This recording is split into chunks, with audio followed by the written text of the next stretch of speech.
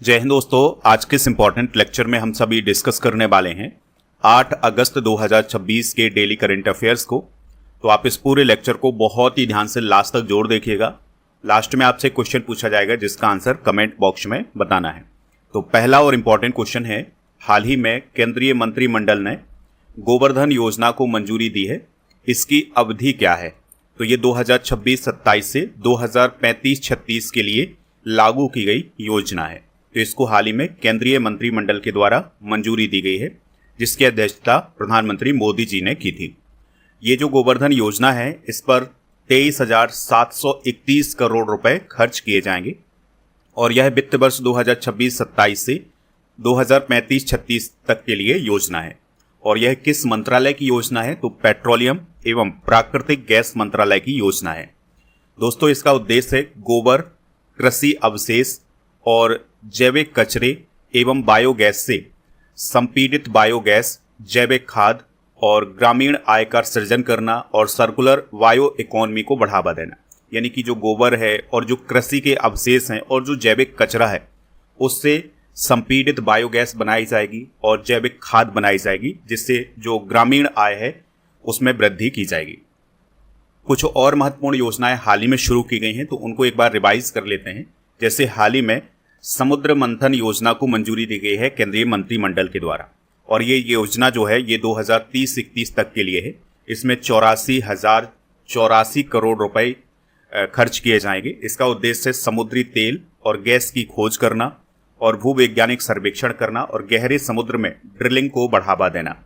यानी कि भारत जो है अब समुद्री तेल और समुद्री गैस की खोज करेगा और समुद्र में ड्रिलिंग को बढ़ावा देगा। एक और महत्वपूर्ण योजना हाल ही में शुरू की गई है, जिसका नाम है प्रधानमंत्री सूर्य सरोवर योजना। ठीक है, तो इसको भी केंद्रीय मंत्रिमंडल के द्वारा हाल ही में मंजूरी दी गई है और इसमें 5,070 करोड़ रुपए खर्च किए जाएंगे। 5 साल के लिए ये योजना है। इसका मुख्य उद्देश्य है तैरती सौर फोटोवोल्टिक परियोजनाओं का विकास करना। इस योजना में जो सोलर पैनल हैं वो पानी पर लगाए जाएंगे। इस प्रकार से तैरते हुए सोलर पैनल लगाए जाएंगे। अगला क्वेश्चन है, भारतीय अंतरिक्ष स्टेशन को किस वर्ष तक संचालन में लाने का लक्ष्य रखा गया है? आंसर हो जाएगा 2035 तक। तो दोस्तों, हाल ही में केंद्रीय विज्ञान एवं अंतरिक्ष मंत्री डॉक्टर जितेंद्र सिंह जी ने ये जानकारी दी है कि भारत का ये लक्ष्य है कि 2035 तक उसका जो भारतीय अंतरिक्ष स्टेशन है वो संचालित किया जाए। ठीक है, और इसके अलावा एक और लक्ष्य बताया है उन्होंने, 2027 तक भारत का पहला मानव युक्त गगनयान मिशन लॉन्च करना। ठीक है, यानी 2027 तक भारत का जो पहला मानव युक्त गगनयान मिशन है वो लॉन्च किया जाएगा और 2035 तक भारतीय अंतरिक्ष स्टेशन का संचालन करने का भी लक्ष्य है भारत का। तो ये आप जरूर नोट करिएगा, यहाँ से क्वेश्चन आपके एग्जाम में पूछे जा सकते हैं। बात करते हैं भारतीय अंतरिक्ष स्टेशन की। तो इसे शॉर्ट में BAS बोला जाएगा, बाकी इसका फुल फॉर्म होगा भारतीय अंतरिक्ष स्टेशन। इसे इसरो के द्वारा डेवलप किया जा रहा है। इसमें 5 मॉड्यूल होंगे और इसका जो पहला मॉड्यूल होगा वो होगा BAS-01। इसका उद्देश्य है दीर्घकालिक मानव अंतरिक्ष मिशन और माइक्रोग्रेविटी में वैज्ञानिक अनुसंधान करना। तो देखिए दोस्तों, जो अंतरिक्ष स्टेशन होते हैं ये पृथ्वी से लगभग 450 किलोमीटर की ऊंचाई के आसपास घूमते रहते हैं। वहां पर वैज्ञानिक जाते हैं और माइक्रोग्रेविटी में, यानी जहां पर गुरुत्वाकर्षण बहुत कम होता है, वहां पर बहुत सारे वैज्ञानिक अनुसंधान किए जाते हैं। तो भारत भी अब अपना अंतरिक्ष स्टेशन लॉन्च करेगा, जैसे चाइना ने किया है और एक अंतर्राष्ट्रीय अंतरिक्ष स्टेशन है। तो अब इसी प्रकार से भारत भी अपना अंतरिक्ष स्टेशन लॉन्च करने जा रहा है 2035 तक। ठीक है, ये लक्ष्य रखा गया है। देखिए, गगनयान मिशन की भी बात हुई है, तो चलिए इसके बारे में भी बात करते हैं। तो गगनयान मिशन किसके द्वारा लॉन्च किया जा रहा है? इसरो के द्वारा लॉन्च किया जा रहा है। तो ये जो गगनयान मिशन है, इसमें अंतरिक्ष यात्रियों को भेजा जाएगा अंतरिक्ष में। ठीक है, तो ये भारत का पहला ऐसा मिशन होगा जब भारत अंतरिक्ष यात्रियों को अंतरिक्ष में भेजेगा। कुछ इंपॉर्टेंट करंट अफेयर्स डिस्कस करते हैं। तो नासा का जो आर्टेमिस सेकेंड मिशन लॉन्च किया गया था, उसमें 50 वर्षों में पहला मानव युक्त चंद्र मिशन है ये, जो 1 अप्रैल 2026 को लॉन्च हुआ था। चंद्रमा की परिक्रमा करने वाली पहली महिला कौन है? क्रिस्टीना कोच, जिन्होंने आर्टेमिस सेकेंड मिशन के तहत चंद्रमा की परिक्रमा की। पृथ्वी से सबसे ज्यादा दूरी तय करने का रिकॉर्ड नासा के आर्टेमिस सेकेंड मिशन ने बनाया है और ये 2,52,756 मील की दूरी पर गया था। इसरो ने गगनयान मिशन के लिए ड्रॉग पैराशूट का सफल परीक्षण कुछ समय पहले किया था। 12 जनवरी 2026 को इसरो ने मिशन PSLV C62 के तहत भारतीय सैटेलाइट EOS N1 अन्वेषा अंतरिक्ष में लॉन्च किया था, जो कि असफल मिशन रहा है। ये क्वेश्चन आपके एग्जाम में पूछा जा सकता है कि जनवरी में भारत ने जो एक मिशन लॉन्च किया था वो असफल मिशन रहा है, उसमें किस रॉकेट का इस्तेमाल किया गया था? तो PSLV C62 का इस्तेमाल किया गया था और इसमें EOS N1 अन्वेषा जो सैटेलाइट है वो लॉन्च किया गया था, लेकिन ये मिशन असफल रहा है। मिसाइला वेंथोस अंतरिक्ष में जाने वाली पहली व्हील चेयर उपयोगकर्ता बनी है। इसरो ने अपने पहले मानव रहित गगनयान मिशन के लिए व्योममित्र नामक एक अर्ध मानव रोबोट डेवलप किया है। इसरो ने 2030 तक मंगलयान सेकंड मिशन को लॉन्च करने की घोषणा की है। भारत ने LVM-3 M5 रॉकेट से कॉमसैट CMS-03 का प्रक्षेपण हाल ही में किया है। नासा द्वारा खोजे गए पृथ्वी के दूसरे अस्थायी चंद्रमा का नाम क्या है? 2025 PN7। अगला क्वेश्चन है, सेंट लुइस रैपिड एंड विल्टज 2026 का खिताब किसने जीता है? तो ये जीता है R प्रज्ञानंद ने। तो दोस्तों, सेंट लुइस रैपिड एंड विल्टज 2026 प्रतियोगिता शतरंज से रिलेटेड प्रतियोगिता है। इसका आयोजन अमेरिका में किया गया था और ये विश्व के प्रमुख रैपिड एंड विल्टज शतरंज टूर्नामेंटों में से एक माना जाता है। तो इसके विजेता बने हैं हमारे भारत के R प्रज्ञानंद और ये पहली बार चैंपियन बने हैं इसके। और दूसरे स्थान पर जाबो खिर सिंदारोव रहे हैं, जो कि उज्बेकिस्तान के थे। और तीसरे नंबर पर अमेरिका के वेस्ले सो रहे हैं। शतरंज से रिलेटेड कुछ इंपॉर्टेंट करंट अफेयर्स डिस्कस करते हैं। तो हाल ही में दोस्तों फिडे के अंतरिम अध्यक्ष बने हैं विश्वनाथन आनंद। हमारे देश के जो पहले शतरंज ग्रैंड मास्टर हैं वो हैं विश्वनाथन आनंद। अब वो शतरंज की जो सबसे बड़ी संस्था है फिडे, उसके अंतरिम अध्यक्ष बने हैं और वो पहले ऐसे भारतीय हैं जो फिडे के अंतरिम अध्यक्ष बने हैं। अभी हाल ही में भारत के 99वें नंबर के ग्रैंड मास्टर बने हैं VS रतनबेल, जो कि तमिलनाडु के हैं। 98 नंबर के S अश्वथ बने हैं, ये भी तमिलनाडु के हैं। 97 नंबर के बने हैं हर्षवर्धन GB, जो कि तमिलनाडु के हैं। नॉर्वे चेस 2026 प्रतियोगिता को किसने जीता है? R प्रज्ञानंद ने, और वो ये प्रतियोगिता जीतने वाले पहले इंडियन बने हैं। फिडे फ्री स्टाइल विश्व शतरंज चैंपियनशिप 2026 के विजेता कौन है? Magnus Carlsen. नेक्स्ट क्वेश्चन है, ब्रिक्स बेब्स बाजार कार्यक्रम का आयोजन कहाँ किया गया है? तो मुंबई महाराष्ट्र में इसका आयोजन किया गया है। ठीक है, इसका उद्देश्य था कि जो ब्रिक्स के मेंबर हैं और साझेदार देश हैं उनके बीच फिल्म, मीडिया और डिजिटल कंटेंट को लेकर के सहयोग बढ़ाया जाए। ठीक है, यानी कि ये जो ब्रिक्स बेब्स बाजार कार्यक्रम आयोजित किया गया है, इसका उद्देश्य था ब्रिक्स और ब्रिक्स के जो साझेदार देश हैं, यानी जो ब्रिक्स से जुड़े हुए देश हैं, इनके बीच में फिल्म को लेकर के, मीडिया को लेकर के और डिजिटल कंटेंट को लेकर के सहयोग को बढ़ावा दिया जाए। इसमें फिल्म, टेलीविज़न, एनिमेशन और VFX, गेमिंग, डिजिटल मीडिया, इन सभी मुद्दों को लेकर के चर्चा की गई है। देखिए, अभी हाल ही में दोस्तों 10वीं ब्रिक्स उद्योग मंत्रियों की बैठक भी आयोजित की गई है और ये कहाँ पर आयोजित की गई है? जयपुर, राजस्थान में। इसका उद्देश्य था ब्रिक्स देशों के बीच औद्योगिक सहयोग को मजबूत करना और इसमें MSME और फोटोवोल्टिक, सौर उद्योग, स्टार्टअप, लॉजिस्टिक्स, इन सभी मुद्दों पर बात की गई है। कुछ और इंपॉर्टेंट मीटिंग्स देखते हैं ब्रिक्स की, जैसे ब्रिक्स विदेश मंत्रियों की बैठक नई दिल्ली में हुई थी। BRICS justice ministers meeting Gandhinagar, Gujarat में। अंतर्राष्ट्रीय ब्रिक्स कृषि सम्मेलन इंदौर में हुआ था। दूसरी ब्रिक्स संस्कृति कार्य समूह की बैठक वाराणसी में आयोजित की गई थी। ब्रिक्स आपदा जोखिम न्यूनीकरण कार्य समूह की दूसरी तकनीकी बैठक पुरी, ओडिशा में आयोजित की गई थी।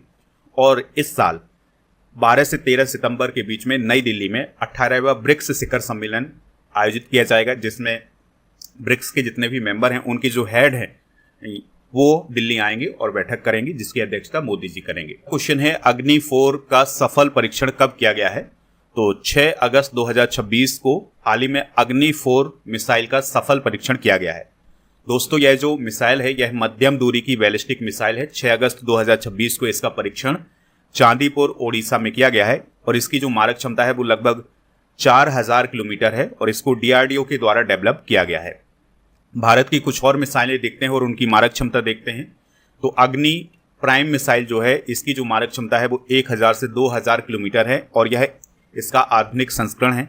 अग्नि 5 मिसाइल की जो क्षमता है भारत की वो है 5000 से 8000 किलोमीटर की, और यह एक इंटरकॉन्टिनेंटल बैलिस्टिक मिसाइल है, यानी कि एक कॉन्टिनेंट से दूसरे कॉन्टिनेंट तक इसको भेजा जा सकता है। ब्रह्मोस की जो मारक क्षमता है वो 290 से 800 किलोमीटर से अधिक है, और धनुष की 350 किलोमीटर, पृथ्वी 3 की 350 से 500 किलोमीटर, आकाश की 25 से 30 किलोमीटर, सतह से हवा में मार करने वाली मिसाइल है। अस्त्र की 80 से 100 किलोमीटर से अधिक हवा से हवा में मार करने वाली मिसाइल है। और K-15 सागरिका मिसाइल की 750 लगभग 700 से 750 किलोमीटर के बीच है। ये पनडुब्बी से लॉन्च की जाने वाली मिसाइल है। प्रलय मिसाइल ये 150 से 500 किलोमीटर की दूरी तक अपने निशाने को नष्ट कर सकती है, और यह शॉर्ट रेंज बैलिस्टिक मिसाइल है। पवन हंस लिमिटेड ने विद्युत संचालित सी प्लेन प्रौद्योगिकी के लिए किस कंपनी के साथ समझौता किया है? तो हाल ही में नोएमी एरोस्पेस के साथ समझौता किया है। तो दोस्तों, पवन हंस लिमिटेड जो है ये भारत की कंपनी है, और जो नोएमी एरोस्पेस नामक कंपनी है ये नॉर्वे की कंपनी है। तो इन दोनों के बीच में हाल ही में विद्युत चालित सी प्लेन प्रौद्योगिकी के लिए समझौता हुआ है, यानी कि सी प्लेन की जो टेक्नोलॉजी है उसके लिए समझौता हुआ है पवन हंस लिमिटेड और नोएमी एरोस्पेस के बीच में। ठीक है, पवन हंस लिमिटेड की बात करें तो इसकी स्थापना 1885 में हुई थी, और यह नागरिक उड्डयन मंत्रालय के अंतर्गत आता है, और इसका मुख्यालय नई दिल्ली में है, और ये हेलीकॉप्टर सेवाएं प्रदान करता है। तो जो पहाड़ी इलाके हैं और बहुत ही दुर्गम इलाके हैं वहाँ पर ये हेलीकॉप्टर सुविधाएं प्रदान करता है, जैसे आपदा के समय या आपातकालीन सेवाएं प्रदान करने के लिए इसका इस्तेमाल किया जाता है। चार धाम यात्रा में भी इसका इस्तेमाल किया जाता है। दोस्तों, यहाँ पर सी प्लेन की बात हुई है क्योंकि सी प्लेन को लेकर ही ये समझौता हुआ है। तो सी प्लेन क्या होता है? तो ऐसा विमान जो जल और भूमि दोनों पर उड़ान भरने और उतरने में सक्षम होता है। इसका इस्तेमाल पर्यटन और द्वीपीय क्षेत्रों और दूरस्थ स्थानों में परिवहन के लिए उपयोग किया जाता है। हाल ही में पहली उच्च ऊंचाई वाली वन्यजीव सफारी कहाँ स्थापित की जाएगी? तो ये लद्दाख में स्थापित की जाएगी। तो भारत की पहली उच्च ऊंचाई वाली वन्यजीव सफारी लद्दाख में स्थापित की जाएगी, जिसकी घोषणा 6 अगस्त को की गई है। इसका उद्देश्य है हिम तेंदुआ और उच्च ऊंचाई वाले वन्यजीवों का संरक्षण करना, इको टूरिज्म को बढ़ावा देना। और इस सफारी क्षेत्र में हेमिस राष्ट्रीय उद्यान, चांगथांग, काराकोरम वन्यजीव अभ्यारण्य और नुब्रा, जांस्कर, साम, कारगिल, द्रास ये सभी क्षेत्र आएंगे। यहाँ पर बात हुई है हेमिस राष्ट्रीय उद्यान की, तो ये लद्दाख में है। 1981 में इसकी स्थापना हुई थी। इसकी विशेषता यह है कि भारत का सबसे बड़ा राष्ट्रीय उद्यान है और ये हिम तेंदुआ का प्रमुख आवास है। क्षेत्रफल लगभग 4400 वर्ग किलोमीटर है। कॉमनवेल्थ गेम्स 2026 में गोल्ड मेडल जीतने वाले विजेताओं को केंद्र सरकार के द्वारा कितनी नगद राशि प्रदान की जाएगी? तो 30 लाख रुपए प्रदान की जाएगी। तो दोस्तों, कॉमनवेल्थ गेम्स 2026 के पदक विजेताओं को नगद पुरस्कार देने की बात की गई है केंद्रीय खेल मंत्री मनसुख मंडाविया जी के द्वारा। ठीक है, और अभी कॉमनवेल्थ गेम्स 2026 के जो पदक विजेता हैं उनका सम्मान भी किया गया है। तो जिसने गोल्ड जीता है उसको 30 लाख रुपए, सिल्वर जीतने वाले को 20 लाख रुपए और ब्रॉन्ज जीतने वाले को 10 लाख रुपए प्रदान किए जाएंगे केंद्र सरकार की तरफ से। बाकी राज्य सरकार और अलग से इनको नगद पुरस्कार देगी। देखिए दोस्तों, भारत की जो नीति है उसमें क्या है कि ओलंपिक में गोल्ड जीतने वाले को 75 लाख, सिल्वर जीतने वाले को 50 लाख और ब्रॉन्ज जीतने वाले को 30 लाख रुपए प्रदान किए जाएंगे। एशियन गेम्स और कॉमनवेल्थ गेम्स के लिए भारत की योजना ये है कि गोल्ड जीतने वाले को 30 लाख, सिल्वर जीतने वाले को 20 लाख और ब्रॉन्ज जीतने वाले को 10 लाख रुपए प्रदान किए जाएंगे। कॉमनवेल्थ गेम्स 2026 की बात कर लेते हैं। तो इसका आयोजन ग्लासगो स्कॉटलैंड में हुआ था और इसका आयोजन कॉमनवेल्थ गेम्स फेडरेशन के द्वारा किया गया है। और 2026 के जो कॉमनवेल्थ गेम्स हुए हैं उसका शुभंकर क्या था? फिनी, जो कि एक जादुई यूनिकॉर्न था। और भारत के ध्वजवाहक के रूप में मीराबाई चानू और लवलीना बोरगोहेन थी। इसमें 74 देशों के लगभग 3000 एथलीट शामिल हुए थे। 2010 में कॉमनवेल्थ गेम्स नई दिल्ली में, 2018 में गोल्ड कोस्ट ऑस्ट्रेलिया में हुए थे, 2022 में बर्मिंघम इंग्लैंड में और 2026 में ग्लासगो स्कॉटलैंड में हुए हैं। 2030 वाले होंगे अहमदाबाद भारत में। कॉमनवेल्थ गेम्स 2026 की मेडल टैली की बात करें तो ऑस्ट्रेलिया पहले, दूसरे पर इंग्लैंड, तीसरे स्थान पर कनाडा और चौथे स्थान पर भारत रहा है। तो भारत ने 13 गोल्ड जीते हैं, 17 सिल्वर जीते हैं, 9 ब्रॉन्ज मेडल जीते हैं और कुल 39 मेडल जीते हैं। ठीक है, तो भारत के मेडल आप जरूर नोट करिएगा। अगला क्वेश्चन है, देवेश उत्तम को किस देश में भारत का नया राजदूत बनाया गया है? आंसर हो जाएगा इथियोपिया। तो इथियोपिया में भारत के राजदूत कौन बने हैं? देवेश उत्तम बने हैं। उन्होंने अनिल कुमार राय का स्थान लिया है।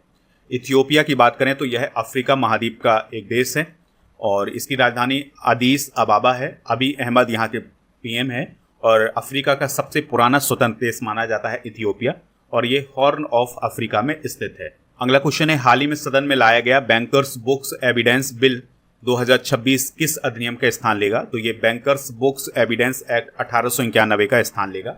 इसको हाल ही में लोकसभा में पारित किया गया है और दोस्तों इसका उद्देश्य अदालतों में डिजिटल, इलेक्ट्रॉनिक एवं क्लाउड आधारित बैंकिंग डेटा को वैध साक्ष्य के रूप में मान्यता देना। यानी अभी तक बैंक के डेटा के रूप में जो हार्ड कॉपी होती थी उसको अदालत में एविडेंस के रूप में मान्यता मिली थी, लेकिन अब जो डिजिटल, इलेक्ट्रॉनिक और क्लाउड आधारित बैंकिंग डेटा है उसको भी एक साक्ष्य के रूप में माना जाएगा अदालत में। ठीक है, तो इन सभी को आप नोट कर लीजिएगा जितने भी इंपॉर्टेंट क्वेश्चन हैं। चलिए दोस्तों, कल के करंट अफेयर्स को डिस्कस करते हैं। तो नासी यंग साइंटिस्ट अवार्ड 2026 से किसे सम्मानित किया गया है? तो प्रोफेसर कार्तिकेयन लंका को सम्मानित किया गया है। और भारत अंतर्राष्ट्रीय चावल सम्मेलन 2026 का आयोजन कहाँ होगा? तो भारत मंडपम नई दिल्ली में होगा।